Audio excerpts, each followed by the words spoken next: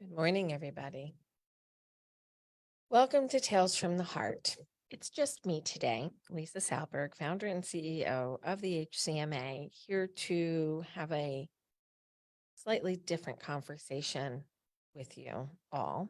And I am going to just make sure that we're live because I want to make sure that we can have a conversation about this as I get to the conclusion today. Yep, we're good. And we've got people joining already. So, hi, everybody. Happy Heart Month. And today I'm going to do something very different.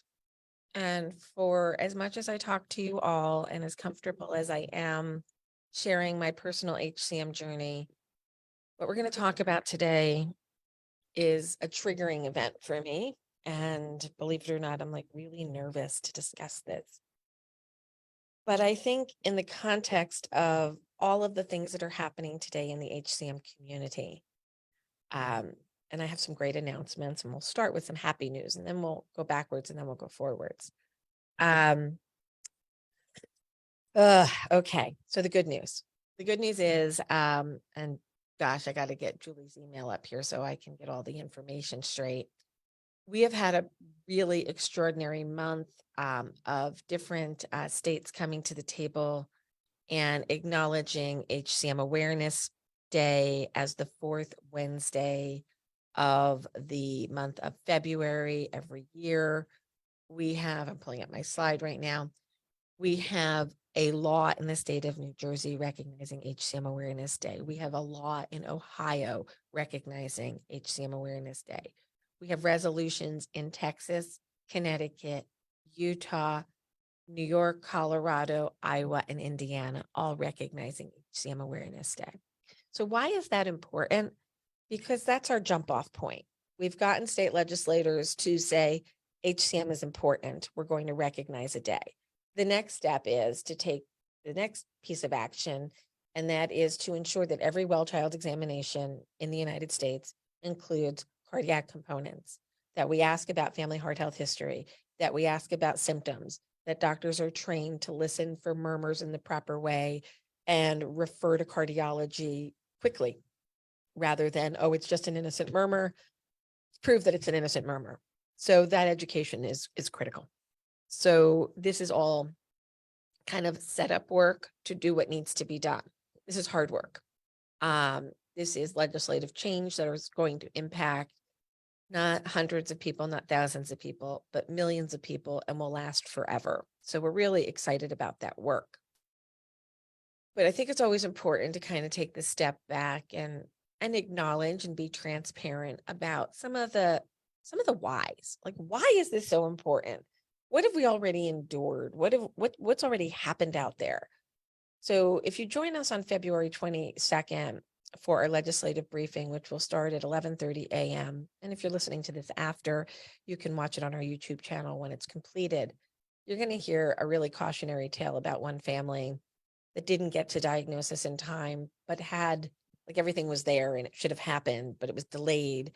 And the timing is just horrific. And we lose a young lady very unnecessarily to sudden cardiac arrest from HCM. So you'll hear her story. But there's more to living with HCM and having people understand us than obviously the Mac Daddy risk of sudden cardiac arrest. We're trying to avoid that. But really, it's very rare. What's personal to me is an event that happened when I was only about 14 years old. And it has stayed with me many nights of my life, reliving this event, because I really think that it was very close to going in a very different direction. And if you know who I am, and if you do your research, you'll know where I went to high school. I'm in the Hall of Fame there. So figuring out the players is not really difficult, but I'm not going to use names because while it is an individual who did something, it is highly representative of what could happen anywhere. So I'm not telling this story out of vengeance or anger. I'm telling this story out of cautionary tale, and it is a trauma that I've carried for 41 years, which blows my mind because in a second, I'm back there. So I'm going to walk you through what happened. And I want people to listen to this story, and I want them to understand that we live in a different world today and we're more attuned to what's happening, and what happened to me should never happen again. And I would like to say, oh, it would never happen again, but I can tell you at least 5 stories where it did happen like this, and 2 of them ended in tragedy and death, but mine did not. I'm here. So what happened? I'm going to tell the whole story, which I've never really told before. And I'm going to give it to you in timeline. So it is September 1982. I'm a freshman in high school. Remember how daunting it was to go to the high school and be a freshman? I'm in gym class, first day of gym. I have a gym note from my cardiologist saying I'm to self-limit and I'm not to do any timed events, or I'm not to do any sprint events, but I can participate in gym as long as I feel okay. And the school had accepted this note. The gym teacher was a very tall blonde woman. And she's, got her clipboard going down the path of new students. And she comes to me, and something unusual happened, but it had nothing to do with HCM. She asked me, was I related to Patty Flanagan? And at first I said no. And then I stopped and I said, well, I had an Aunt Patty. She was married, had a different last name, but she died when she was young, and I never met her. She died before I was born.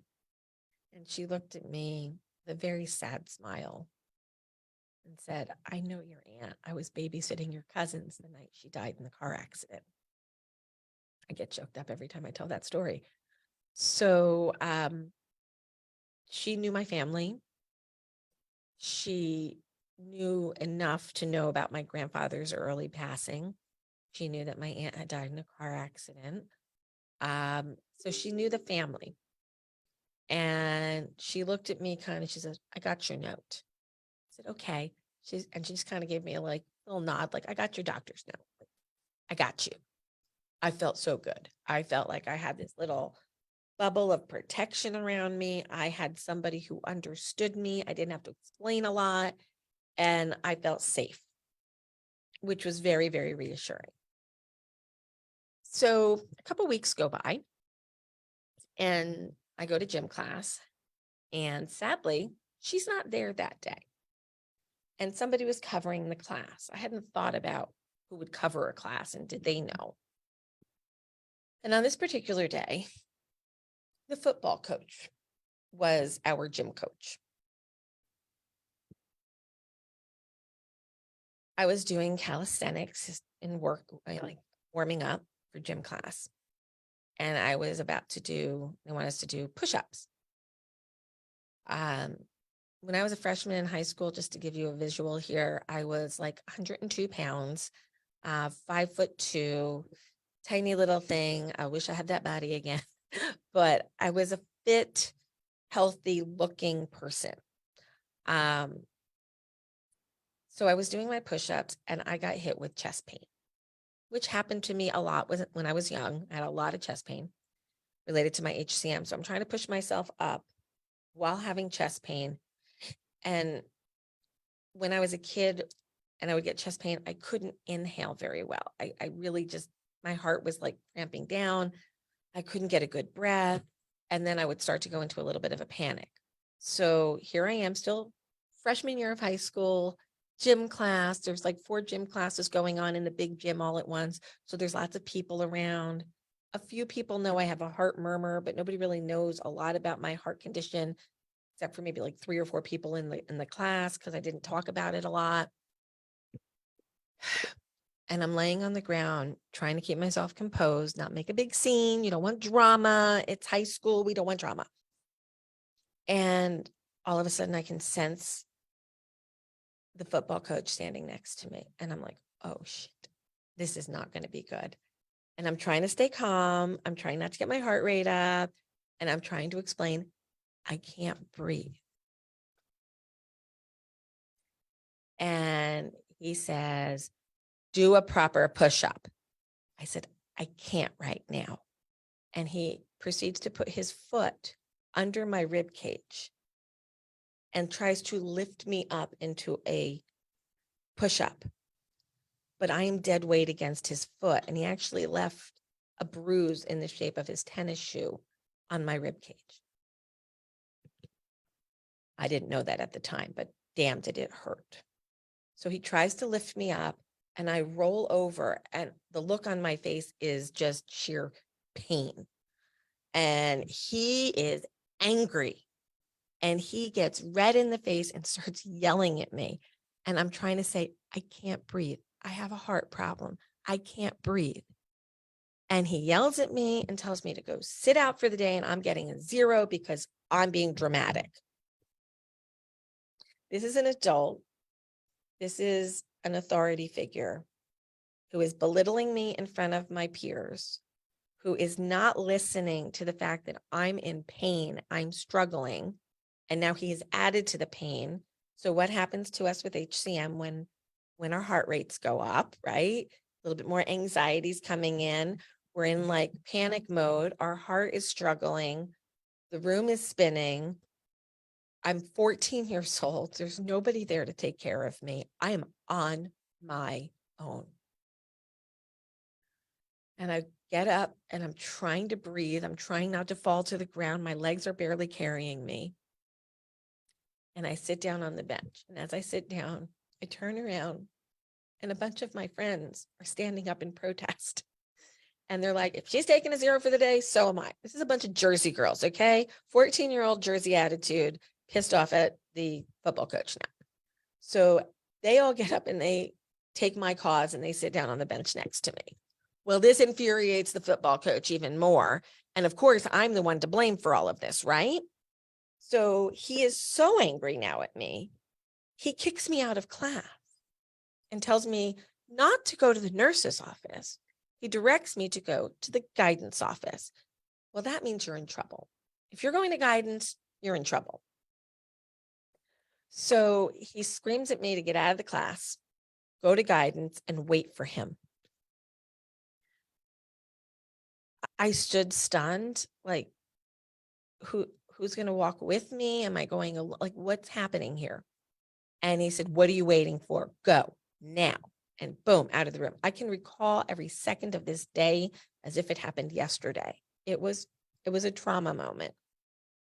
And I go out into the hallway and I can remember turning my head to look down the hall. And it was like a Batman scene. For those of you who remember 60s Batman, when everything kind of went sideways, the hallway went sideways. My head was spinning. There was nobody in the hall. And my biggest fear was, I'm going to drop dead right here and nobody's going to be with me. I'm going to die here. That's what I felt. I felt like I was going to die. So I'm trying to calm myself down. I'm trying not to think that I'm going to die in the hallway. And I'm still following instructions. I'm going to the guidance office because that's what I was told to do. So you walk to the end of the hallway from the gym class. So you go, for anybody who knows school, go through the senior Y, and then you go down the stairs. I get to the top of the stairs and I look down and the stairs are doing the Batman thing. And I'm holding the banister with all my might, going one stair at a time, trying not to fall, trying not to fall. My heart is racing. I don't know what's going to happen when I get to guidance. Am I in trouble? What did I do? I have chest pain. So I go to the guidance office and nobody's there. No adults, no secretaries, nobody's in the guidance office. So I see the phone and I want to call my mother. And I pick up the phone and I know to dial 9 to get an outline. And I dial the phone and I call my mom and I'm on the phone with my mom and I'm like, hey, this just happened. I got yelled at. I'm having chest pain. I'm in the guidance office. And then in walks my guidance counselor who comes over my shoulder and hangs up the phone on me. You don't have permission to be on the phone. Oh my God, talk about control freaks. So phone is hung up and we go in and sit in his office and I'm like, here's what's happening. He did not think to send me to the nurse. He did not think this child needs medical attention. He just wanted to understand why I upset the football coach. And as I'm explaining it to him, he's like, wait, you have a doctor's note. You have a heart condition. I'm like, I'm well aware of that. And we go through this whole process. Then he calls my mother, and my mother and he have a little conversation. And he understands that maybe I'm not being the problem. In today's world, maybe I'm not the asshole. Maybe the football coach is on this one. So we go through this whole thing, and the football coach comes in, and guidance counselor says, do you know she has a note in her file from a cardiologist? Well, now he's really mad because now he feels like a fool. And he's like, well, she was being disruptive and dramatic in my class. Okay, she has a heart condition. And then he just got pissed off and walked out of the class, or out of the office. And it was over to him. It was not over to me. So instead of them sending me to the nurse at this point, like, things are concluded, we've now changed to the next class. So I'm still in my gym clothes.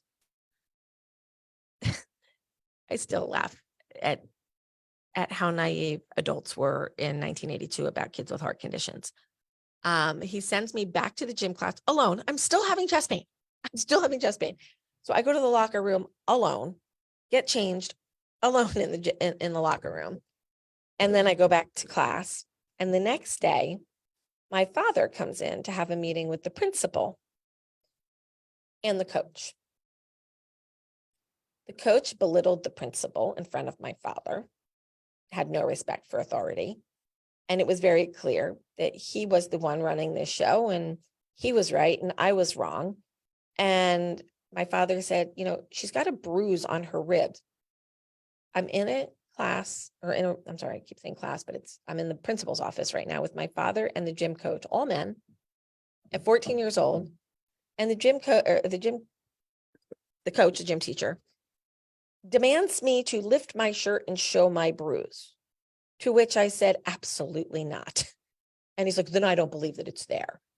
I'm like, it's at my bra line. I'm not picking up my shirt to show you. And he told my father that he had his teaching certificate from the state of New Jersey, so he knew how to deal with children more than my father did, and that this was all just a bunch of nonsense. So we made an agreement that this coach was not to speak to me, engage with me, teach me, substitute for me. I was to either sit out if he was the coach or the gym teacher for the day, and he was not to talk to me anymore. That was their solution, that he was just supposed to ignore me. Well, he didn't like that because he wasn't the one who got to decide the rules. The principal told him he wasn't to talk to me anymore. So from my freshman year to my senior year, anytime I saw this man in the hallway, it was dirty looks, it was snide comments, it was comments to other teachers about me, and I knew it. Other teachers told me that's just who he was, and just to smile at him, because smiling is the way a girl should deal with problems. I should just smile at him and tell him it's all okay.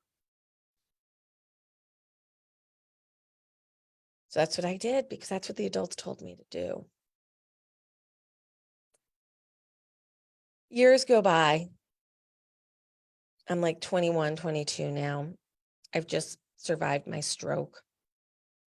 And I went back to the high school. The principal was still there. And I said, I don't know if you remember me or not, but I'd like to talk to you. And I tried to talk to them about what happened and how this person who was still employed treated me, and how I have heard rumor that he had treated others. Not the same, but there were some other problems. There were rumor, but I said, you might want to investigate.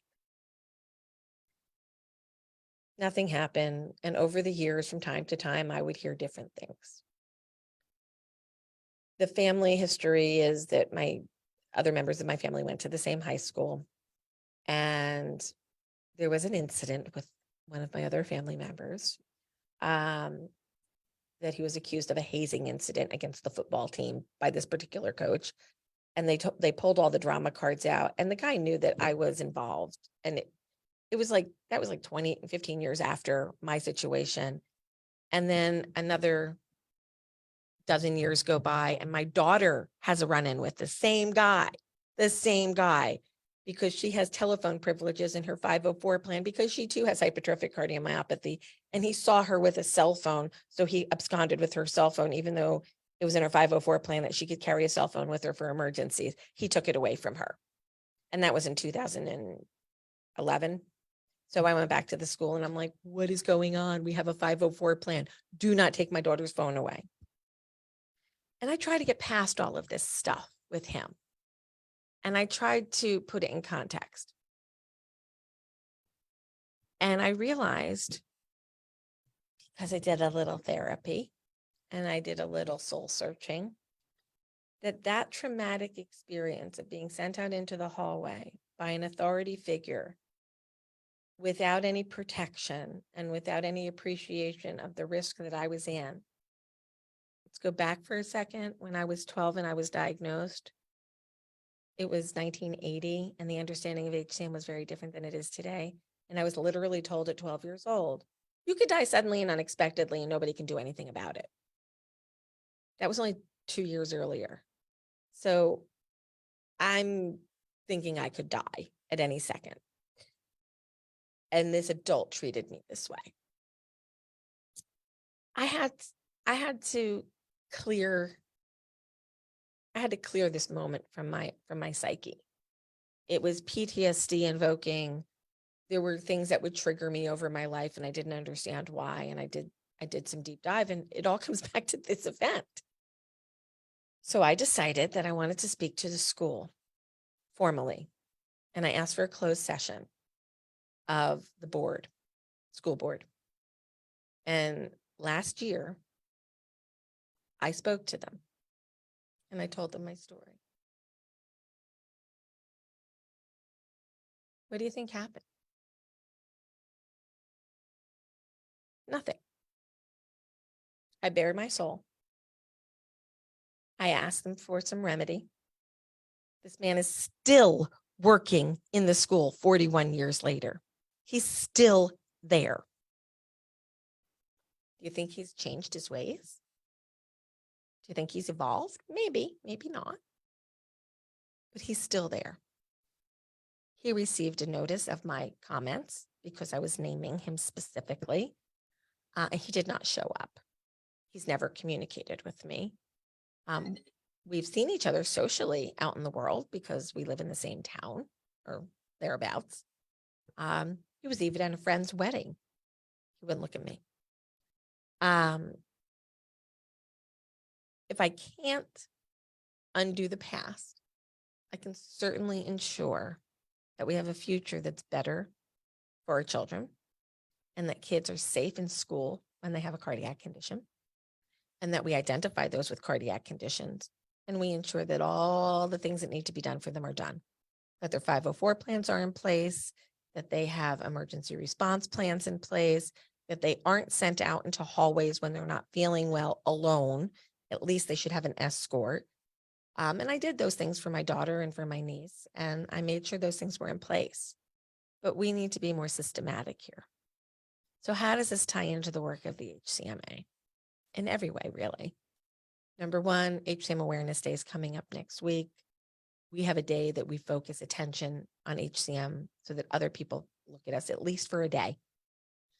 We're going to use that opportunity to have HCM Awareness Day resolutions in different states to pivot into laws that will help identify children, educate healthcare providers, educate schools, improve sports physicals, improve gym teacher and coach knowledge of kids with cardiac conditions, and really develop a world that's safer for those of us with hereditary heart conditions or any heart condition.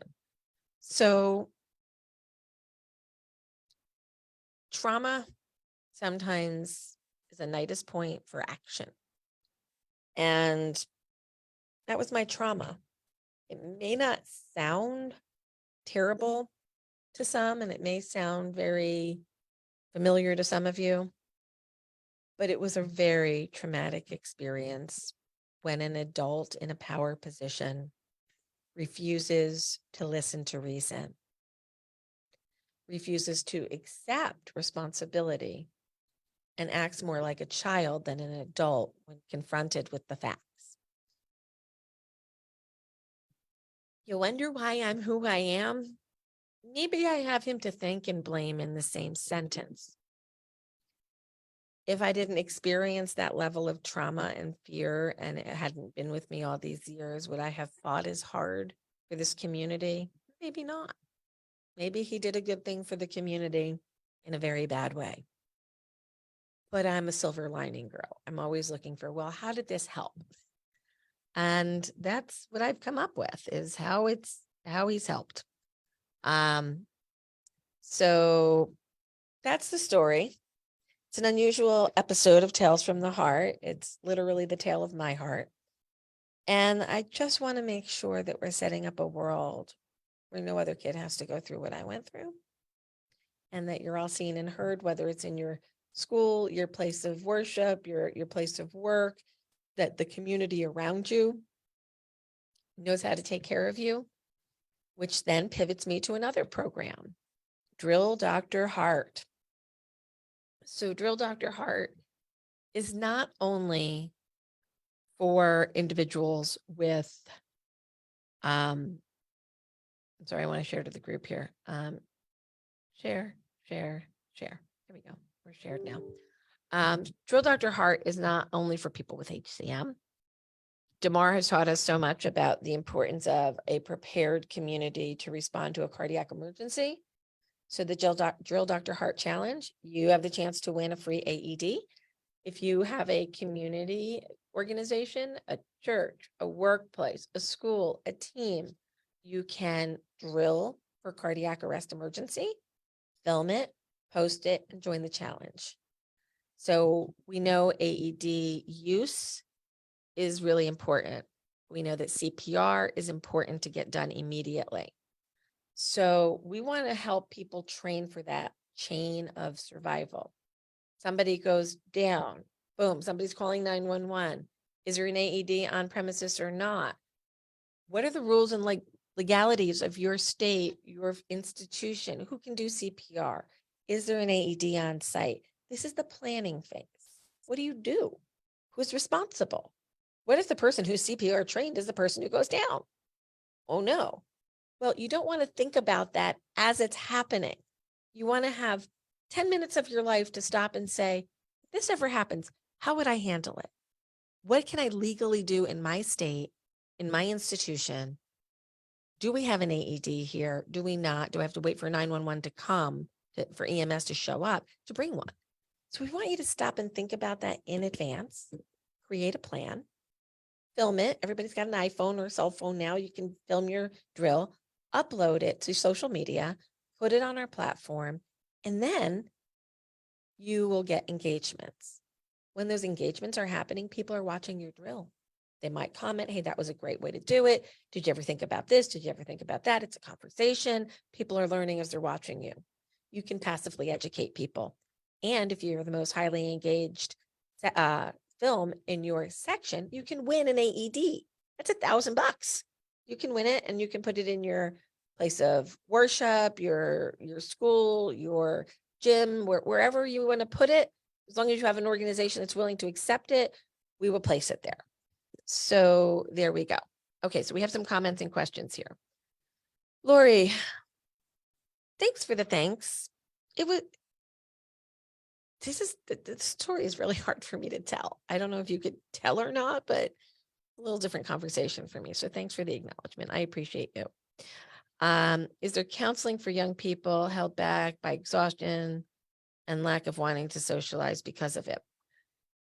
So yes and no. So the yes is, I think we have a better understanding that therapy and being able to discuss the emotional aspect of living with a chronic medical condition, especially one that impacts your heart and can be unpredictable, that therapy is really important. So yes, you can meet with a therapist. However, you're going to want to find a therapist who understands chronic illness, who understands genetic heart disease or familial diseases, And that breaks down uh, the bucket of potential therapists exponentially. I'm trying to do some work right now with a couple of online therapy organizations to not only provide service, but to provide training to their therapists about what it's like to live with these diseases and what type of psychological needs that the community has.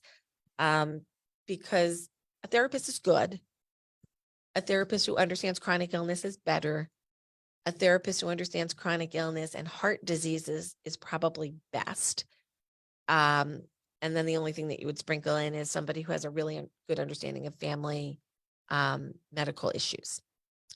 We're not like some other issues. There's lots of medical trauma that happens in families, accidents, cancers, debilitating diseases, syndromes. There's things like that. But we're a little different because we function very normally on an average basis, but we are challenged with fatigue and symptoms and limiting abilities. So I think we need to do a better job internally educating externally what the needs of the community are. And I'm really happy to say that we're getting to a place organizationally, financially, where we can build out those programs. I don't talk about this very often, but I'll take a minute because it's important. I ran HCMA on a budget of under $200,000 a year from founding to about 5 years ago. And I was doing it very much with volunteer effort, myself as a full-timer and a couple part-time staff. Over the past 2 years, we've been able to kick up our fundraising to the point where we now, oh my goodness, I think we have 9 full-time employees working for you, the community. But this takes time and money. But what are we doing with that time and money? We're developing programs. We're developing outreach efforts. We're working on legislation to ensure more people get diagnosed. We're working on better clinical trial endpoints. We're building more centers. We have 48 centers now. This doesn't happen because somebody snaps their fingers and say, wouldn't it be nice? It's hard work. It's a lot of hours. But educating mental health professionals is definitely on our list of things that are critically important in the next 2 years. And we're looking for those pathways to make that happen. So thanks for asking. But we're still working on building out those programs. So how do we do that? We come together as a community. We get sponsors, we do fundraising, and we build programs to serve the community. And that's what I do every day. And I love it. And I love you guys. And I don't want anybody to go through all the bad stuff that I've had to go through. Is that a little personal? Well, maybe. But it is personal. HCM literally took my heart out. And a lot of people along the way caused trauma that was unnecessary and that made life just more difficult. Life is hard enough. Let's make it easier. Let's make sure you're seen and heard. And let's make sure you all have the resources that you need to live and thrive with HCM. So I'm going to leave it there today. I feel like I need a nap now. That was emotionally draining. I would not be surprised if members of my local community hear this, put the pieces together, and know the person of which I'm speaking. I will say this. I'm not shying away from having a conversation with him or confronting his bad behavior from the past in a productive and positive way. I'm not so sure that I could ever truly forgive his actions because the 14-year-old in me who was harmed, she's gone now. She was hurt. The scars are there. You can't undo that. But I can say, I think I'm a better person because of what happened. And even though my high school bully was the football coach, taught me how to stand up to bullies. And this Jersey girl don't take any guff from anybody. And maybe that's why. I don't know. So we move forward and we make a better future for the people coming down the path. Happy Heart Month to one and all. Don't give up on attempting to feel better, to feel more secure. There are services available. Please get to an HCMA recognized center of excellence to have your HCM evaluated and ensure that you're getting the best treatment possible. Please work with a therapist. Again, we're working on better programming here to address that. Keep talking about your stories, be seen, be public, and we'll see you next time on Tales from the Heart, podcast from the Hypertrophic Cardiomyopathy Association. And thanks to our sponsors who make programs like this possible. Bristol Myers Squibb, Cytokinetics, Imbria Pharmaceutical, Tenaya Therapeutics, BioMarin. And we're going to have some new sponsors coming up soon and new companies I get to tell you about who have some really innovative approaches to managing HCM coming your way soon. So thank you all. That's all I got to say today. Have a good one.